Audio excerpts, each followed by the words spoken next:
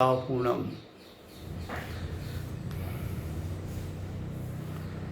मंगलम भगवान वीरो मंगलम गौतमो गणी मंगलम कुंद कुंदार्यो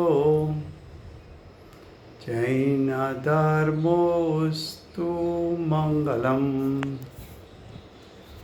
ओंकार बिंदु संयुक्तम नित्यं जायन्ति योगिना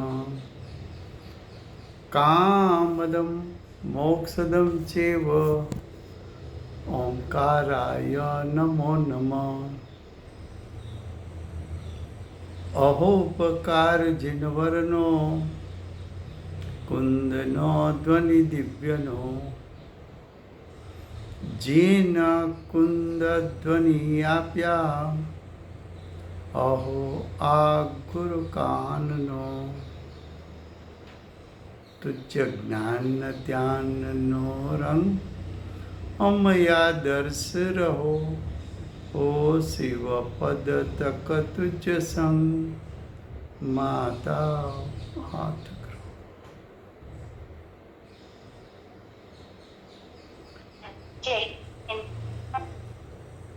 ये समयसा नाम का परम अध्यात्म शास्त्र है। भगवत कुंकुंदाचार्य देव ने मांगलिक करके प्रतिज्ञा की है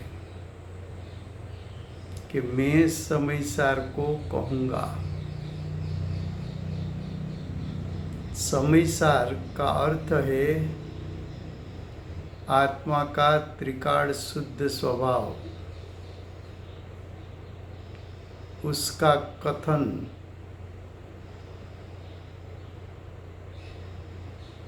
आचार्य भगवान आत्मा के अनुभव पूर्वक करते हैं। आत्मा का त्रिकाल शुद्ध स्वभाव का कथन क्यों किया? तो कि आत्मा के त्रिकाल शुद्ध स्वभाव का आश्रय लिए बिना सम्यक दर्शन की प्राप्ति होती नहीं है। ये शास्त्र सम्यक दर्शन की मुख्यता से और सम्यक दर्शन जिसके आश्रय से प्रकट होता है, ऐसे आत्मा के त्रिकाल शुद्ध स्वभाव की मुख्यता से लिखा गया है।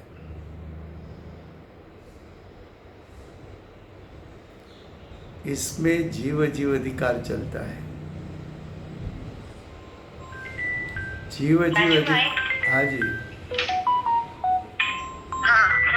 આપણે છેલ્લી એક 10 મિનિટ ખાલી એ સમજાવજો ને કે રાગની સાથેની એકતા બુદ્ધિ એ જ બંધનું કારણ છે એ છેલ્લી 10 મિનિટમાં તમે સમજાવશો? हाँ हाँ ઓકે થેન્ક્સ। ये जो जीव जीव अधिकार है, जीव जीव अधिकार का प्रयोजन जीव जीव के बीच में भेदरूप श्रद्धान करा के सम्यक दर्शन की प्राप्ति करानी है। उसमें गाथा 49 है, गाथा 49 उसका विषय है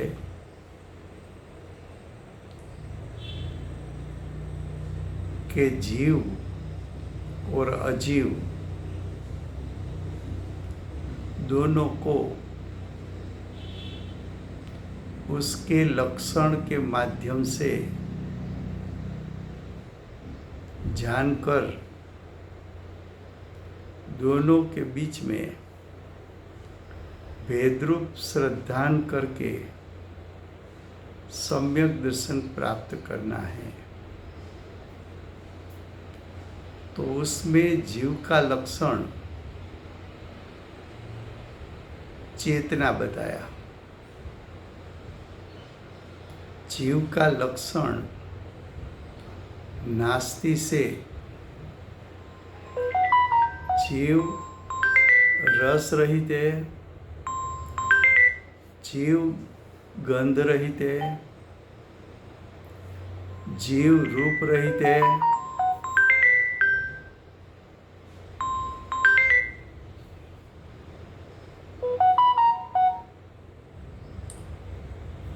फिर से जीव उसका अस्थि से लक्षण चेतना, नास्ति से लक्षण जीव रसगुण रहित, जीव रूप रहित, जीव गंध रहित, जीव अव्यक्त,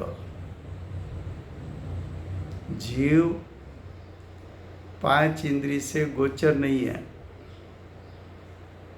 जीव शब्द रहित। तो जीव का लक्षण जो बताया वो नास्ति से क्यों बताया? तो कि नास्ति से इसलिए बताया कि रसगुण अस्थि से किसका गुण है? तो कि अस्थि से तो रसगुण पुद्गल यानी अजीव का लक्षण है।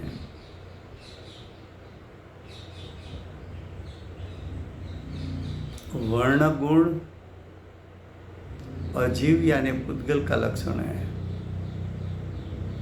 गंध गुण पुद्गल यानी अजीव का लक्षण है। 5 इंद्रिय से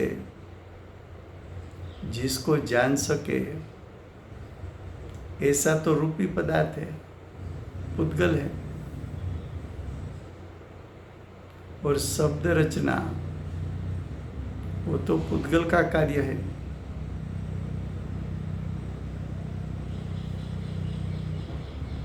इस गाथा में आचार्य भगवान जीव अजीव में, अजीव तो 5 द्रव्य है, पुद्गल, धर्म, अधर्म, आकाश, काल। उसमें पुद्गल की मुख्यता से वर्णन अजीव में करते हैं। फिर से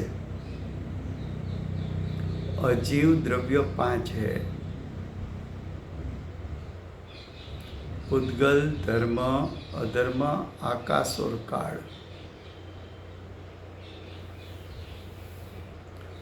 वो 5 द्रव्यों में से 5 द्रव्यों में से पुद्गल मुख्य रूप से उसका वर्णन करना है। पुद्गल का क्यों वर्णन मुख्य रूप से करना है? तो कि अज्ञानी जीव को अनादि काल से पुद्गल के साथ ज्यादा एकत्व का संबंध है। जो 10 प्रकार के परिग्रह है वो भी पुद्गल, शरीर 5 इंद्रिय और द्रव्य मन वो भी पुद्गल, कर्म का उदय पुद्गल, सत्ता में पड़े हुए कर्म भी पुद्गल और नया कर्म का बंध वो भी पुद्गल।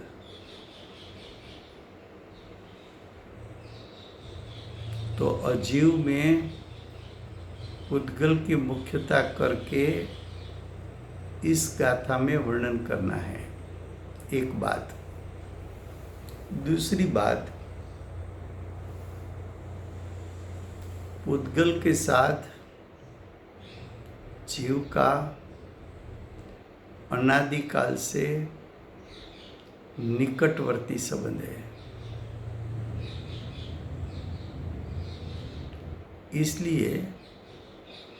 इसलिए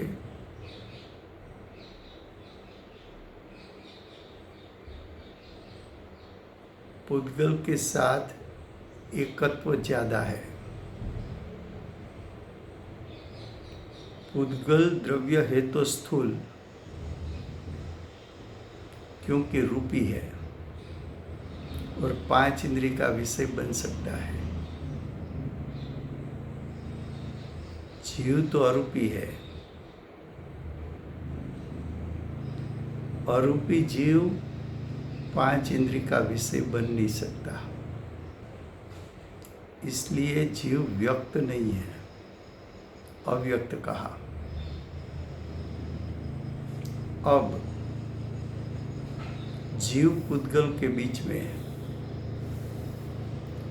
वेदरूप श्रद्धान और ज्ञान कराना है,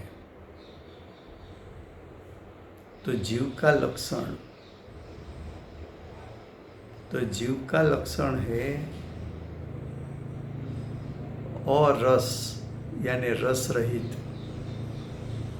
यानी रस गुण से रहित। जीव रूप रहित यानी वर्ण गुण रहित। जीव गंध रहित यानी जीव गंध गुण से रहित। जीव अव्यक्त, क्योंकि 5 इंद्रिय के द्वारा जीव का स्वरूप जान नहीं सकता। जीव इंद्रिय गोचर नहीं है, यानी इंद्रियों के अवलंबन से जीव को जान नहीं सकते। इंद्रिय का अवलंबन छोड़ दे तो ज्ञान अतीन्द्रिय हो जाएगा, और अतीन्द्रिय ज्ञान जीव के स्वरूप को जान सकता है। जीव का लक्षण चेतना यानी ज्ञान दर्शन स्वभावी जीव है। जीव शब्द रहित है, यानी जीव अशब्द है। क्यों? कि शब्द तो भाषा वर्णा का कार्य है, और भाषा वर्णा तो पुद्गल है, और सभी पुद्गल तो अजीव है। तो शब्द जीव का लक्षण नहीं है।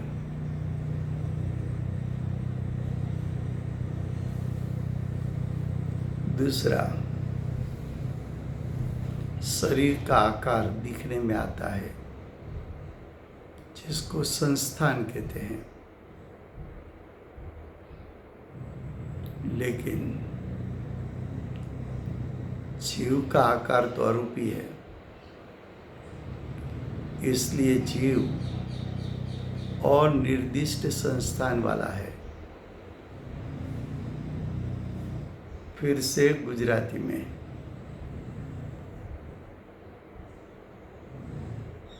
प्रथम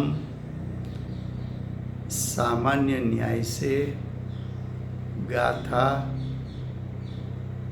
समझ में आनी चाहिए। तो क्या कहना चाहते हैं, શું કહેવા માગે છે? તો કે આ ગાથાનું પ્રયોજન જીવ અજીવ વચ્ચે ભેદરૂપ શ્રદ્ધાન ભેદરૂપ જ્ઞાન કરાવવું છે। ભેદરૂપ શ્રદ્ધાન ભેદરૂપ જ્ઞાન કરાવવા શું કરવું? તો કે જીવને જીવના લક્ષણથી ઓળખવો, અજીવને અજીવના લક્ષણથી ઓળખવું। અજીવ દ્રવ્ય જાતિ અપેક્ષાના 5 છે: પૂતગલ, ધર્મ, અધર્મ, આકાશ અને કાળ. એમાં અજીવ તરીકે અહીંયા પૂતગલને લીધું છે. તો જીવના લક્ષણ અને પૂતગલના લક્ષણ. જીવનું અસ્થિથી લક્ષણ ચેતના છે. ચેતના એટલે જ્ઞાન દર્શન. તો જીવનું લક્ષણ જ્ઞાન ઉપયોગ અને દર્શન ઉપયોગ છે. એની સામે પૂતગલ, એનું લક્ષણ રૂપીપણું છે. રૂપીપણું એટલે પૂતગલમાં સ્પર્શ નામનો ગુણ છે, રસ નામનો ગુણ છે, ગંધ નામનો ગુણ છે. પૂતગલ શબ્દ રૂપે થઈ શકે છે. પૂતગલ 5 ઇન્દ્રિયના અવલંબનવાળા જ્ઞાનથી પૂતગલને જાણી શકાય છે. એટલે કે ઇન્દ્રિય દ્વારા જાણી શકાતો હોવાથી એને ઇન્દ્રિયોથી ગોચર કહ્યો છે.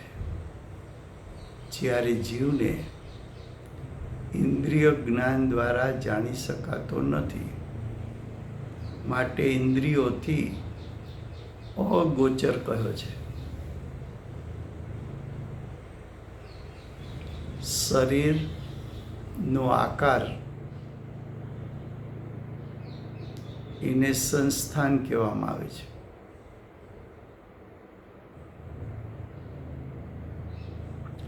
જીવનો આકાર એ શરીરના આકારને કારણે નથી. શરીરનો આકાર શરીરના સ્વક્ષેત્રને કારણે છે. માટે શરીરના આકારને અનિર્દિષ્ટ સંસ્થાન કહ્યું છે.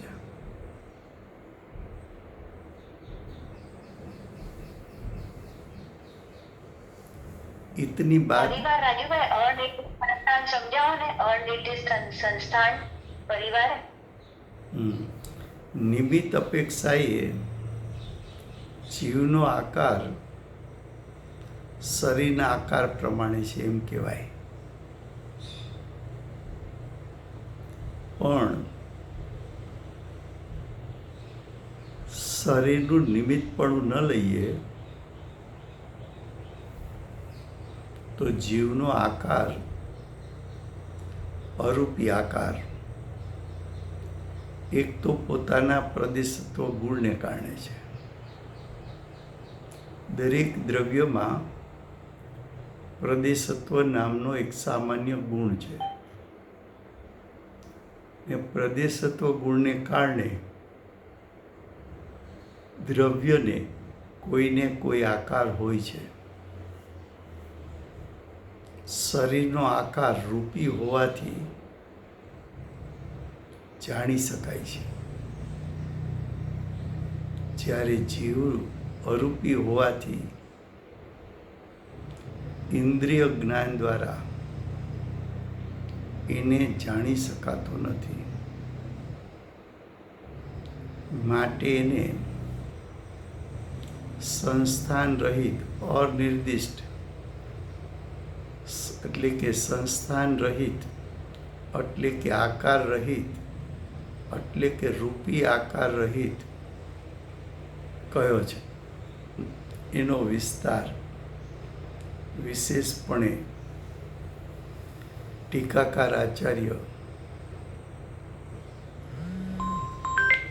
આગળ જતા કરશે.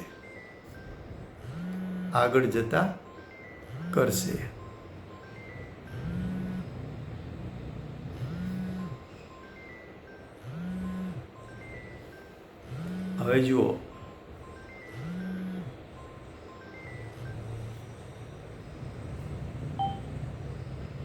ટીકા.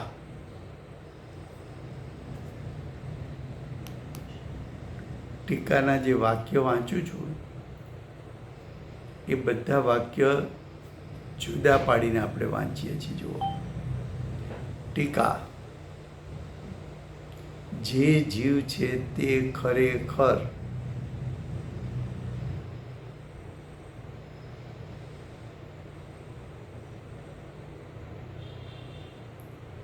જે જીવ છે તે ખરેખર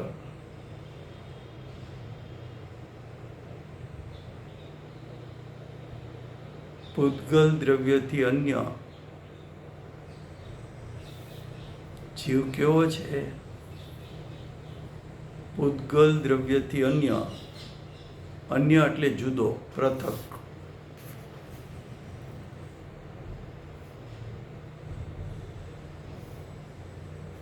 તો જીવ કેવો છે? પૂતગલ દ્રવ્યથી અન્ય અર્થાત જુદો, પૃથક હોવાથી. હોવાથી એટલે અનાદિકાળથી. હોવાથીનો અર્થ છે અનાદિકાળથી. જીવને પૂતગલ અનાદિકાળથી જુદા ને પૃથક તેમાં એટલે જીવમાં, તેમાં એટલે જીવમાં રસગુણ વિદ્યમાન નથી. રસગુણ જીવમાં વિદ્યમાન નથી તો કોનામાં વિદ્યમાન છે? તો કે પૂતગલમાં.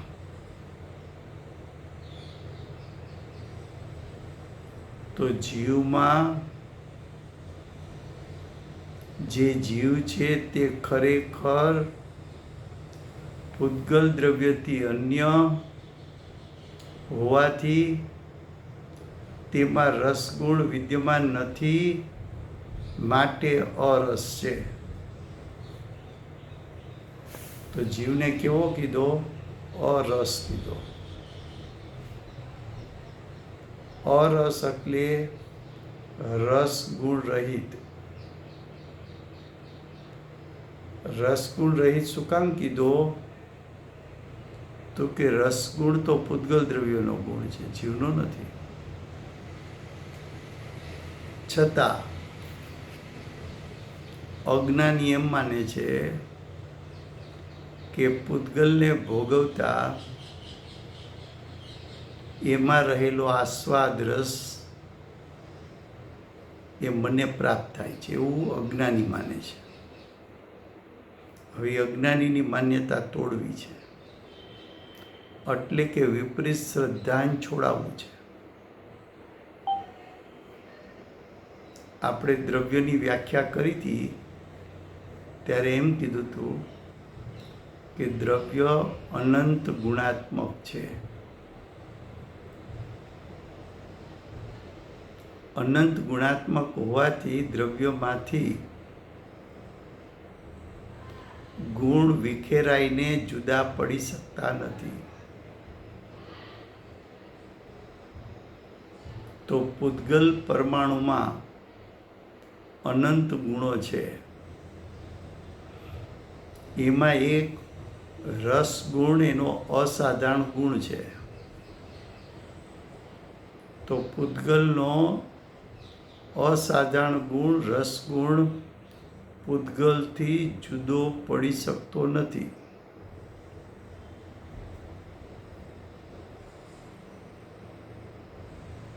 તો પૂતગલ દ્રવ્યનો રસગુણ હોવાથી એ રસગુણ જીવમાં નથી, માટે જીવ પૂતગલ દ્રવ્યમય નથી.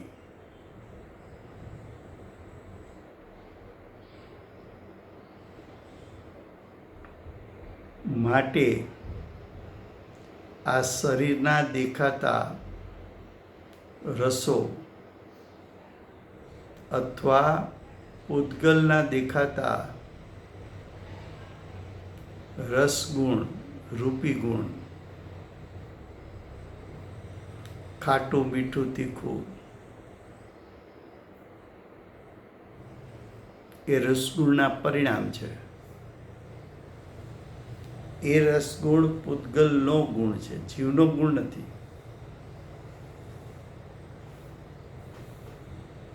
પેલા એટલું નક્કી કર કે રસગુણ કોનો ગુણ છે, 6 દ્રવ્યોમાંથી કોનો ગુણ છે? તો કે પૂતગલ દ્રવ્યનો. તો કે છે કે જીવ તો ખરેખર પૂતગલ દ્રવ્યથી અન્ય હોવાથી, તો જીવ તો પૂતગલ દ્રવ્યથી જ ભિન્ન છે. જીવ તો પૂતગલ દ્રવ્યથી જ પૃથક છે.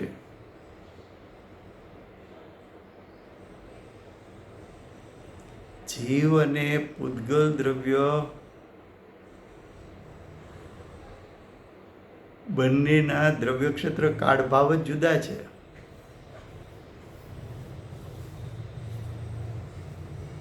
આ બધું સવિકલ્પ ભેદ જ્ઞાન છે. તારે ચિંતન કરવું પડશે કે આ શરીર પૂતગલ દ્રવ્ય છે, એનાથી જીવ જુદો છે કે નથી? આ ઘર પૂતગલ દ્રવ્ય છે, એનાથી તારો જીવ જુદો છે કે નહીં? આ સોનું ચાંદી, જમીન મકાન પૂતગલ દ્રવ્ય છે, એ તારાથી જુદા છે કે નથી? જો તારાથી જુદા છે તો તું એનો માલિક છો કે તું એનો માલિક નથી?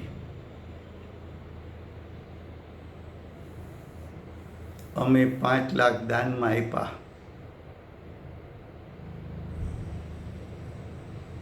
તો આ 5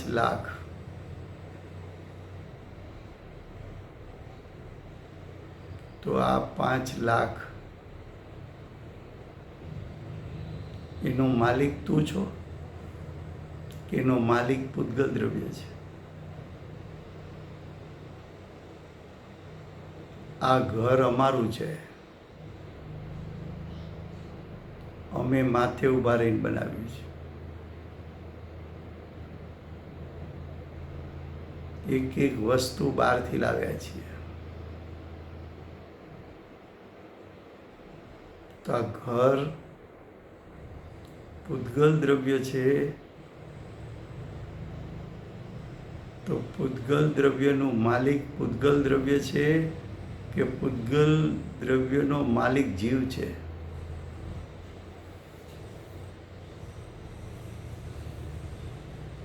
જો તું અજીવનો માલિક થવા જા તો તું અજીવ થઈ જા.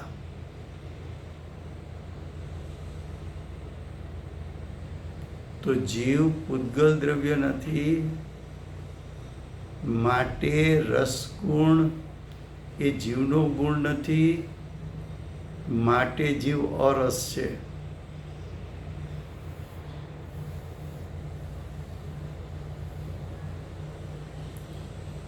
ગુણના પ્રકાર 2, એક અસ્થિરૂપ ગુણ, એક નાસ્તિરૂપ ગુણ. પૂતગલમાં અસ્થિરૂપ ગુણ રસગુણ છે, તો જીવમાં નાસ્તિરૂપ ગુણ અરસગુણ છે, રસગુણ રહિત.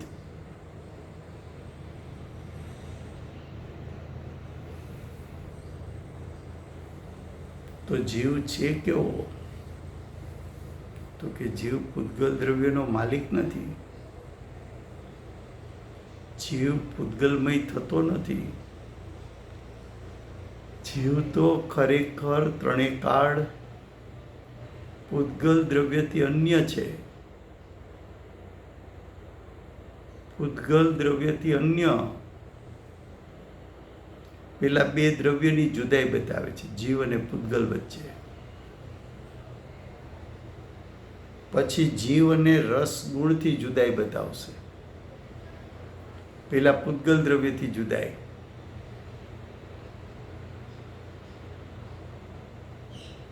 આ લોકાકાશમાં અનંત અનંત પૂતગલ સ્કંદો છે.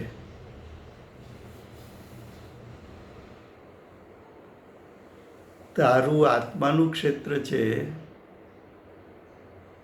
ત્યાં પણ અનંત પૂતગલ સ્કંદો છે, કાર્મણ વર્ગણા ને બીજી વર્ગણાઓ.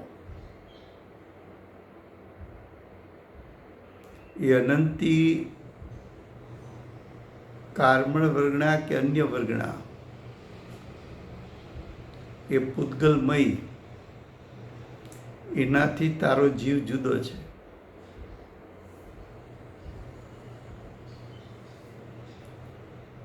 તારી સત્તામાં અનંત કર્મો સત્તામાં પડ્યા છે. એ અનંત કર્મોના સ્કંદ પૂતગલ એ તારાથી જુદા છે, ભિન્ન છે, પૃથક છે. કર્મના ઉદયો આવે છે, એ કર્મના ઉદયો પૂતગલ છે. એનાથી તારો આત્મા, તારો જીવ ભિન્ન છે. પ્રત્યેક સમયે નવા કર્મ બંધાય છે. એ નવા બંધાતા કર્મ એ પણ પૂતગલના સ્કંદ છે, અજીવ છે, તારાથી ભિન્ન છે.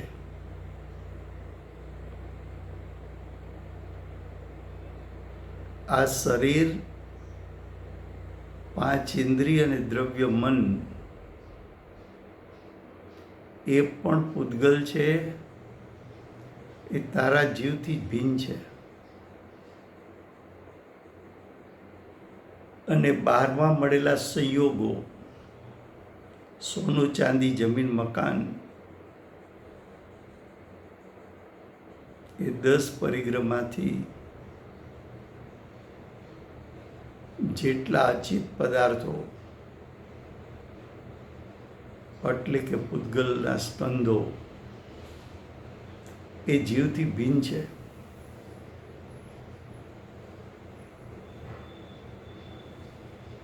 આ ધન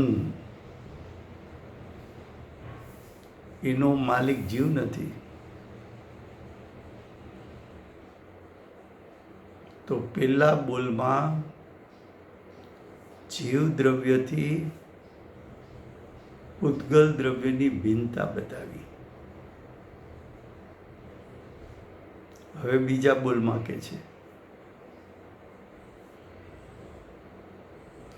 બીજો બોલ વાંચવો હોય તો ટીકાના પેલા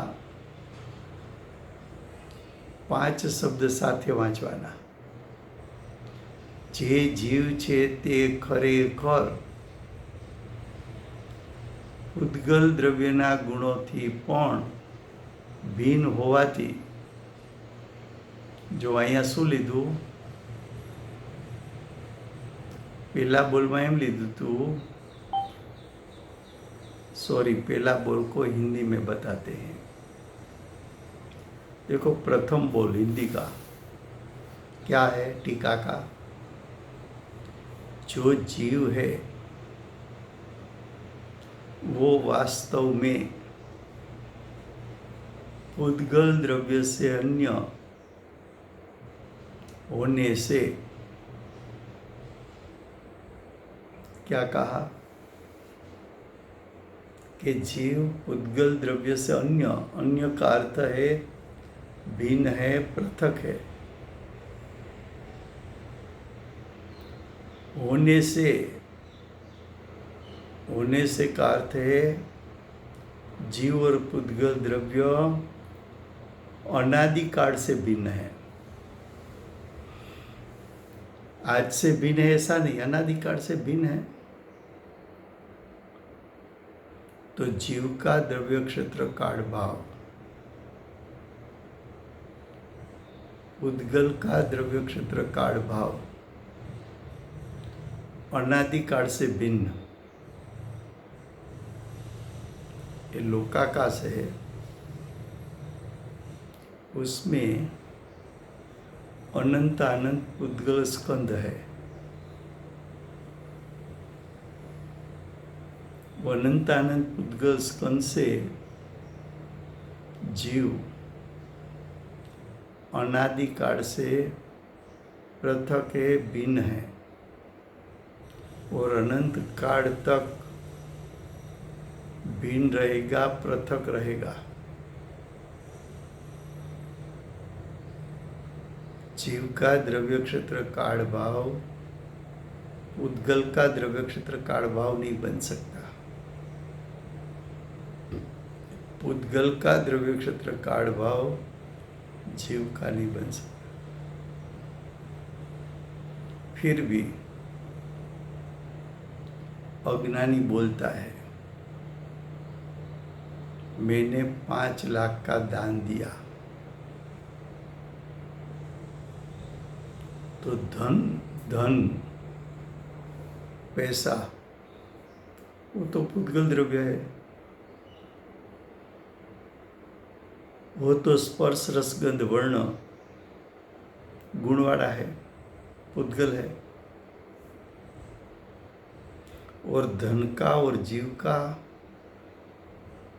द्रव्य क्षेत्र काल भाव भिन्न है। पूर्व पुण्य के कारण, पुण्य के फल में धन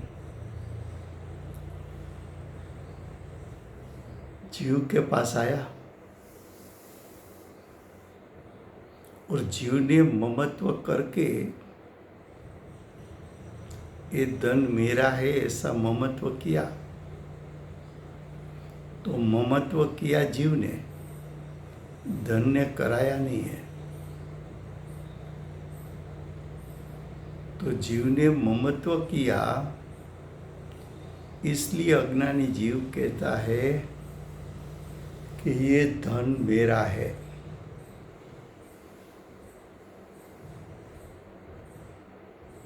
ममत्व करने से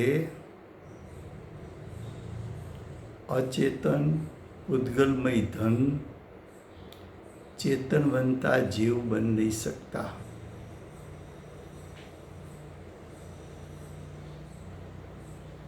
तो जीव से भिन्न धन है, फिर भी ममत्व के कारण धन पर ममत्व किया, उसके कारण वो धन का मालिक समझता है कि ये धन मेरा है। तो आचार्य भगवान कहते हैं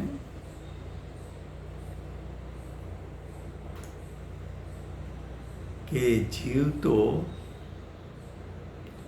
उद्गल द्रव्य से अन्य होने से, तो आचार्य भगवत ने तो बताया कि जीव अनादिकाल से उद्गल द्रव्य यानी धन से भिन्न है, पृथक है और अनादिकाल तक भिन्न रहने वाला है। तो जीव उद्गल द्रव्य नहीं है, इसलिए उसमें यानी जीव में रस गुण विद्यमान नहीं है, इसलिए जीव और रस है।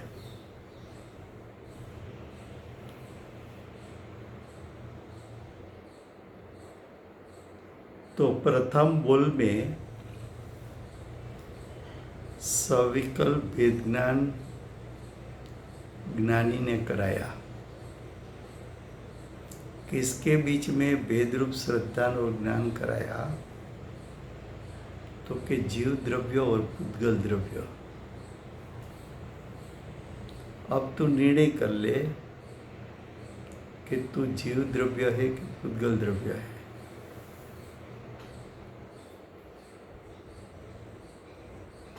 अगर तूने यथार्थ निर्णय किया कि जीव द्रव्य और पुद्गल द्रव्य द्रव्य क्षेत्र काल भाव से भिन्न है,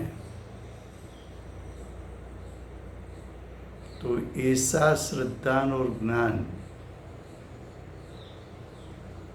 जब होता है तब जीव की दृष्टि और उपयोग पुद्गल द्रव्य पर से हटकर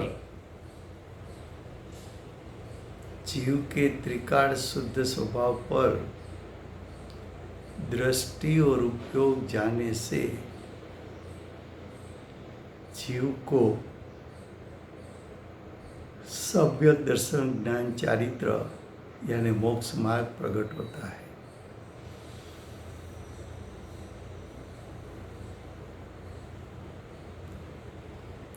अब दूसरा बोल पढ़ने के लिए टीका की जो प्रथम लाइन है उसके 5 शब्द साथ में पढ़ना है कि जो जीव है वो वास्तव में पुद्गल द्रव्य के गुणों से भी भिन्न होने से, देखो क्या बताया कि जीव पुद्गल द्रव्य से तो भिन्न है, लेकिन अगर पुद्गल द्रव्य के गुणों की बात करें तभी भी जीव तो पुद्गल के गुणों से, तो पुद्गल द्रव्य के गुणों शब्द है, बहुवचन है, तो पुद्गल द्रव्य में गुण तो अनंत है।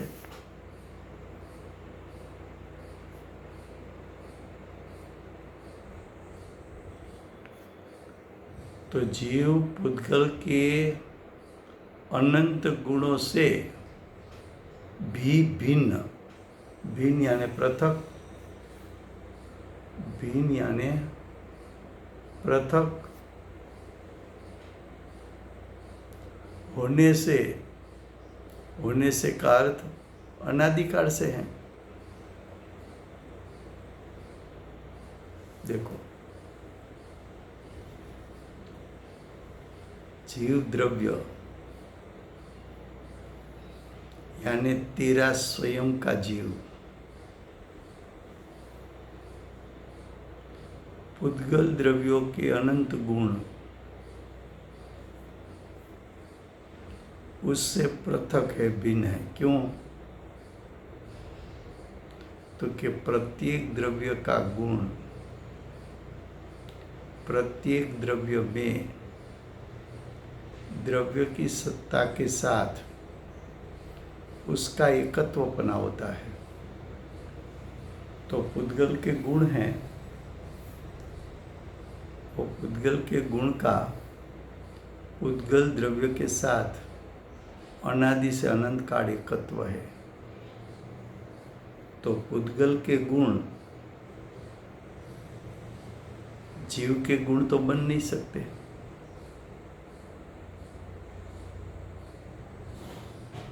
और पुद्गल द्रव्य अपने गुणों से भिन्न नहीं होता है, तो पुद्गल के गुण जीव को तो मिल सकते नहीं।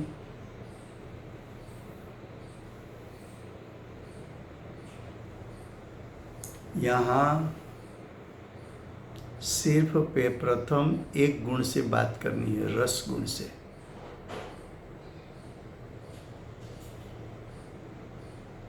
जो आम है उसमें रस गुण है। आम का रस गुण आम के साथ अभेद है, अभिन्न है, अपृथक है, एकत्वमयी है, तन्मयी है, तदाकार है। तो ऐसा आम का रस गुण जीव द्रव्य का रस गुण बन नहीं सकता। उसका कारण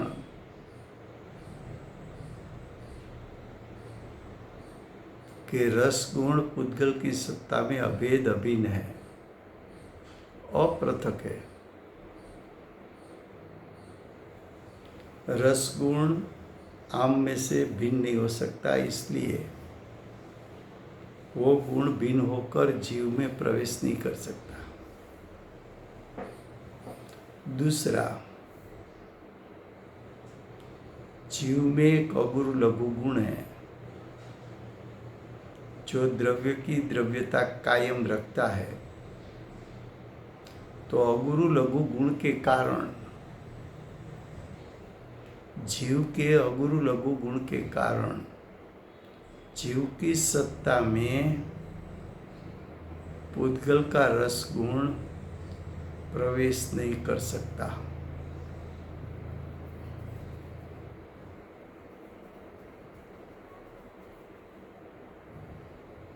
रस गुण पुद्गल परमाणु के एक प्रदेश में व्यापा है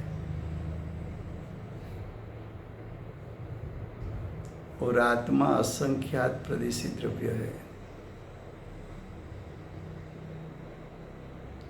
रस गुण रूपी गुण है, आत्मा तो अरूपी है, तो रूपी गुण अरूपी में प्रवेश नहीं कर सकता। इसलिए जो जीव है वो वास्तव में पुद्गल द्रव्यों के गुणों से भिन्न होने से स्वयं भी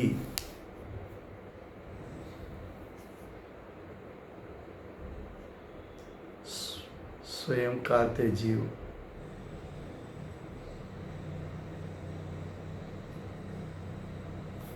भी रस गुण नहीं है। तो इस बोल में रस गुण जीव द्रव्य से भिन्न बताया।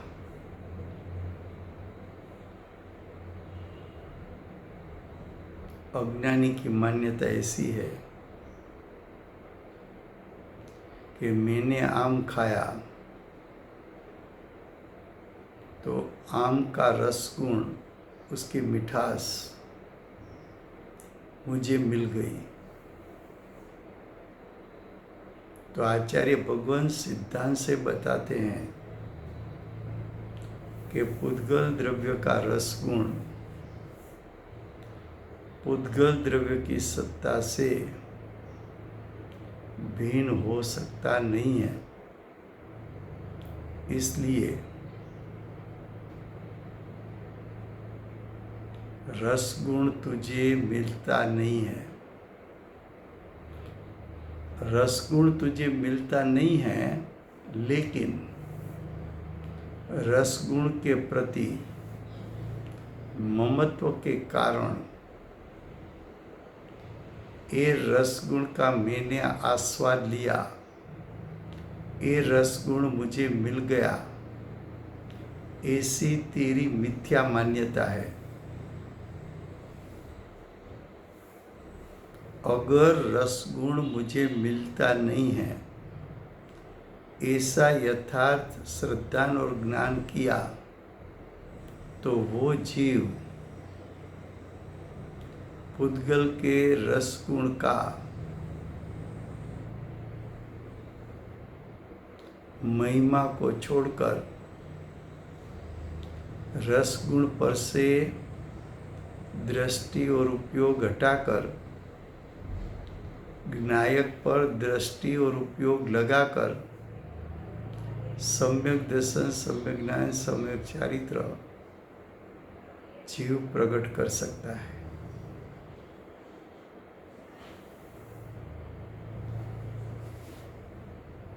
भोजन करते समय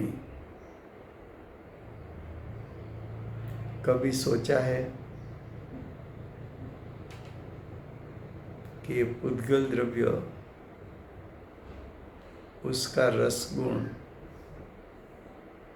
जीव को मिलता नहीं है, फिर भी रस के प्रति गृद्धि भाव छोड़ा नहीं। अगर जीव रस के प्रति महिमा छोड़ दे, रस गुण के प्रति ममत्व छोड़ दे, रस गुण के प्रति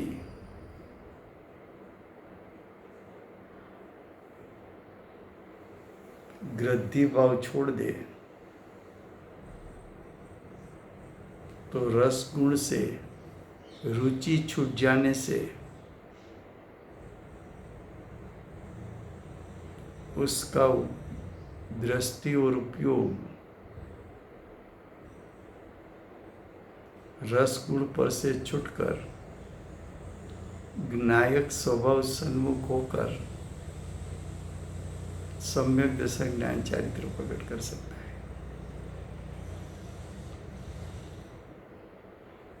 तो एक तरफ जीव द्रव्य, दूसरा रस गुण, दोनों के बीच में भेद रूप श्रद्धा और ज्ञान कराया। फिर से गुजराती में ટીકાના પ્રથમ 5 શબ્દ વાંચીને બીજો બોલ વાંચીએ છીએ। જે જીવ છે તે ખરેખર ઉદ્ગલ દ્રવ્યના ગુણોથી, ગુણો શબ્દ બહુવચન છે, ગુણો એટલે અનંત ગુણો, ઉદ્ગલ દ્રવ્યના ગુણોથી પણ भिन्न, भिन्न यानी पृथक, जुदाई। शू कीधु?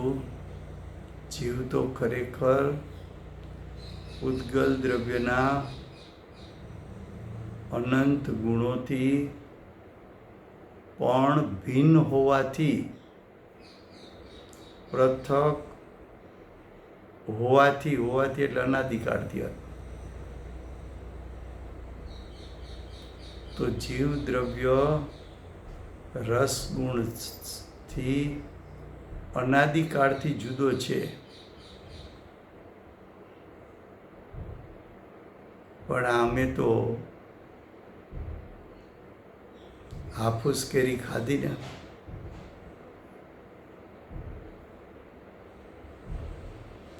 અમે તો શ્રીખંડ ખાધો ને, અમે તો રસગુલ્લા ખાધા ને, અમે તો પિઝા ખાધા ને, એને એમ લાગે છે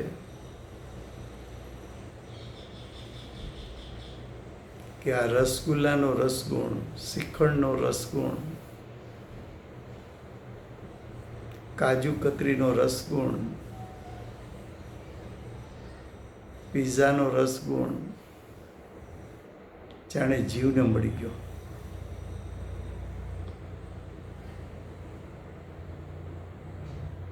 आचार्य भगवान कहे छे कि तो तू ममत्वथी माने छे, माने छे माटे एवुं छे एम नथी।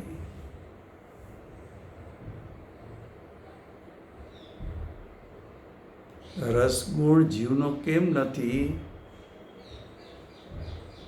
तो कि दरेक द्रव्यनी सत्तामां रहेला एना अनंत गुणों एनी द्रव्यरूप सत्ताथी विखेराईने जुदा पड़ी सकता नथी। કારણ કે દ્રવ્ય અનંત ગુણોનું એકત્વ છે. પૂતગલમાં તો દરેક દ્રવ્યમાં તો અનંત ગુણ પોતાના છે. એમાં રસગુણ એ પૂતગલનો ગુણ છે. એ રસગુણ સાથે બીજા પણ રૂપી ગુણો છે.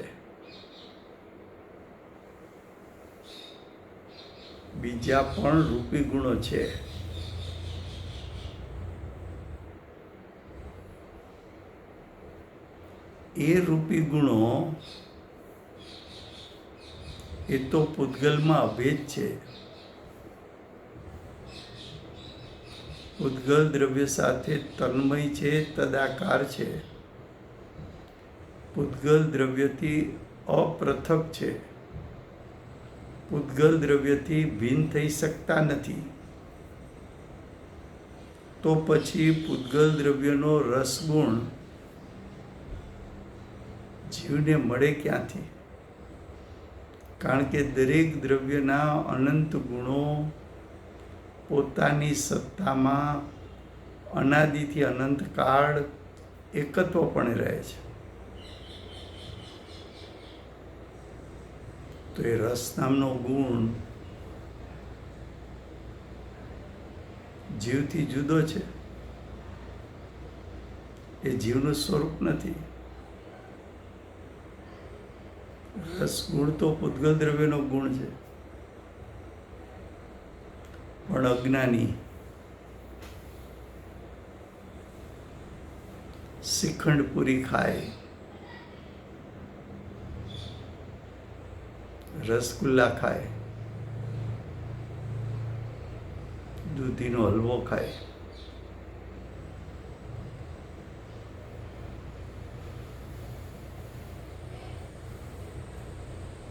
એમ માને કે આ શ્રીખંડ પૂરીના રસગુણ એ તો જીવને મળે છે. એ અજ્ઞાનીનો વિભ્રમ છે, ભ્રમ છે. રસગુણ પ્રત્યે મોહ હોવાથી મોહમાં અંધ થઈને રસગુણ ને મેળવવા જાય, પણ રસગુણ પૂતગલ દ્રવ્યનો ગુણ હોવાથી, પૂતગલ દ્રવ્યમાં અભેદ હોવાથી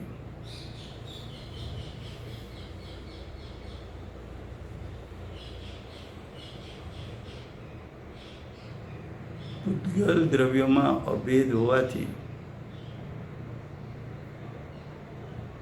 એ પૂતગલ દ્રવ્યની સત્તાનો ત્યાગ કરી નહીં શકતો હોવાથી એ ગુણ જીવને મળી શકતો નથી. એ ગુણ જીવને મળી શકતો નથી. માટે એમ કહે છે કે જીવથી રસગુણ જુદો છે. તો જીવ દ્રવ્ય અને રસગુણ વચ્ચે ભેદરૂપ શ્રદ્ધાન કરાવી દ્રષ્ટિને ઉપયોગ રસગુણ તરફથી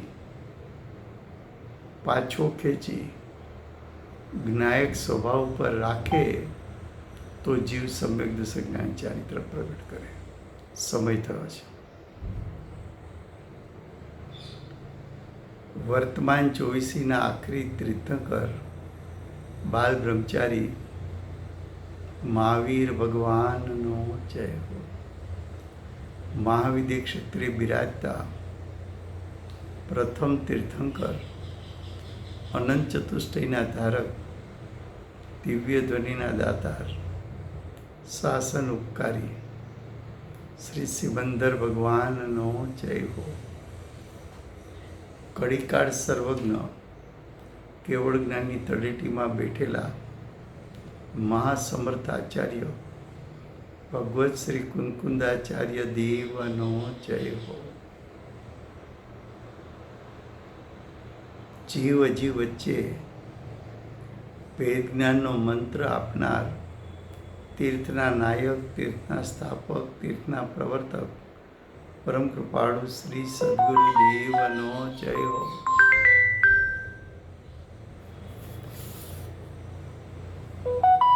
પૂજ્ય ગુરુદેવનો તીર્થંકર તરીકે મહિમા બતાવનાર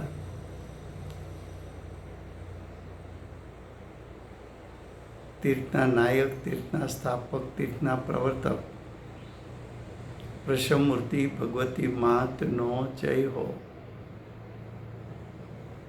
સમ્યક દર્શનની પ્રાપ્તિમાં નિમિત્તરૂપ અષ્ટજીનવાણી માતનો જય હો. પૂજ્ય ગુરુદેવ અને માતાજીની સાધના ભૂમિ સુવર્ણપુરી ધામનો જય હો. સુવર્ણપુરી ધામમાં પધારનાર જંબુદ્વીપસ્ય સર્વે જીનેન્દ્ર ભગવાનનો જય હો.